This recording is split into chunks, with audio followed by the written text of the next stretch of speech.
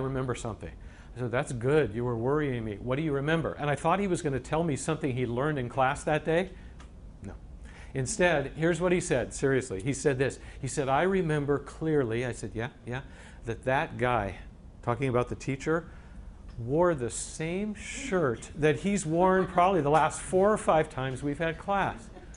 And I said, that's what you remember? Oh, he said, oh yeah. He said, when he's talking, I don't really remember what he's saying, but I'm looking carefully and I'm thinking, is it the same shirt? Or does he have a bunch of the same shirt? Just so stupid, but once you get bothered by something, you understand, it just takes over your mind and you can't listen. He said when he writes on the board, he starts writing. I don't really know what's up there. I'm looking right here and I'm thinking, it's the same one. It's the same exact one as last time. Well, if you allow something that's really stupid or something really extra kind of bad to bother you, you have no hope of listening the way you need to. Some of you have had teachers before who did something like this.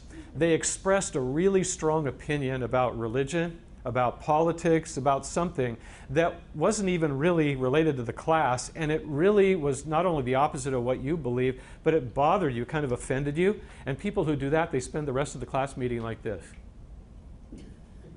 And they completely lose the ability to just put it away and to concentrate.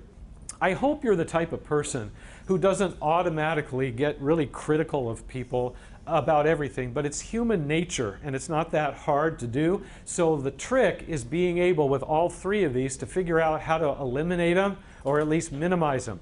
Okay? So again, you want to try to settle on one of these 3 that you think is your biggest struggle, and then once you do that, that's part of the solution. Okay? So we're going to talk about the 6 solutions. There are more than that, but these are the ones we're going to focus on for the rest of the workshop. The first one is really easy, but it has great power to it. This doesn't seem like a big deal to a lot of people, but it really, really helps. And that's the word awareness. Okay? And what I mean by that is, now that you know these 3 problems, and you're aware of what they look like in action, the next time you start doing one of those, you should be able to recognize right away, whoops, I'm doing that. And then as soon as you recognize it, what are you able to do? Yeah, stop it, okay? You're talking to somebody, and you're looking at them, and you're thinking, and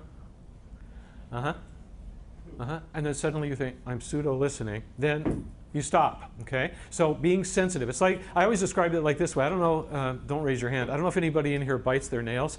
It's a bad habit that a lot of people have been doing for years.